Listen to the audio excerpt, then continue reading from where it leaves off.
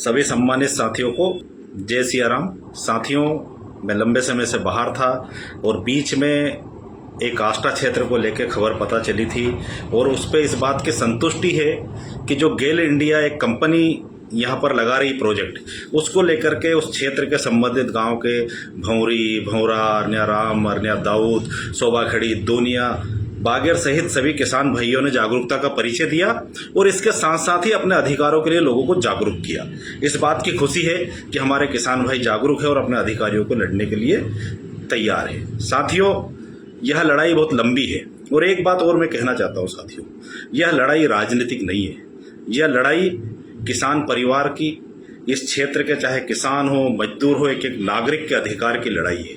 इसको मजबूती से सबको लड़ने की आवश्यकता है और हर एक व्यक्ति को अपनी राजनीतिक विचारधारा को अलग रखते हुए सिर्फ इस क्षेत्र की भलाई के लिए, इस क्षेत्र के विकास के लिए और इस क्षेत्र के साथ जो गलत हो रहा है उसको रोकने के लिए संघर्ष की आवश्यकता। संघर्ष बहुत लंबा है, संघर्ष हम सब लोग मजबूती से मिलकर करेंगे।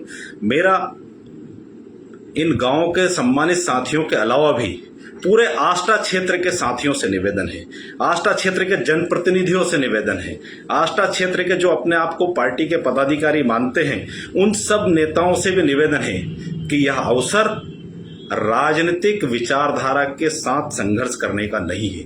यह अवसर इस क्षेत्र की समस्या के लिए संघर्ष करने का है।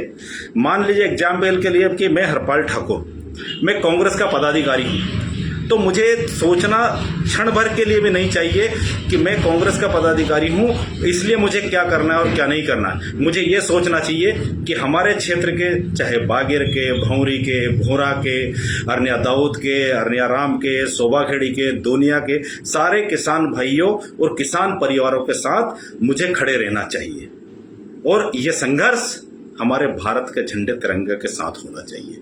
इसलिए जब मुझे ये सोचना चाहिए तो मुझे उम्मीद है कि हमारे दूसरे जो दल के लोग हैं वो सब भी ऐसा ही सोचेंगे और हम सब लोग इस आंदोलन को आगे बढ़ाएंगे, आगे संघर्ष के साथ काम करेंगे और बिना राजनीतिक लाभ हानि की उम्मीद किए हुए इस काम को सबको करना चाहिए, क्योंकि ये पीढ़ियों का सवाल है। अगर ये प्लांट यहाँ लग गया तो आष्टा क्षेत्र की सारी पीढ़ियां बर्बाद हो जाएगी।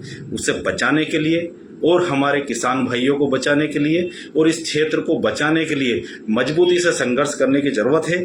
मैं आपको एक बात कह सकता हूँ कि इस पूरे आंदोलन में हमारे तरफ से जो भी आवश्यकता होगी, बिना राजनीतिक लाभ हानि की चिंता किए हुए, बिना अपनी राजनीति या अपनी पार्टी के किसी भी भागीदारी की बात किए हुए, हम सब इस आंदोलन के हर एक साथी के साथ अंतिम सांस तक लड़ेंगे। और मुझे उम्मीद है कि जो दूसरे हमारे साथी हैं, यहाँ दो ही दल लोग राजनीति करते हैं, भारतीय जनता पार्टी और कांग्रेस के लोग, तो कांग्रेस के लोग भी उतनी ही ताकत से साथ खड़े रहेंगे और भारतीय जनता पार्टी के लोग भी उतनी ही ताकत के साथ खड़े रहेंगे।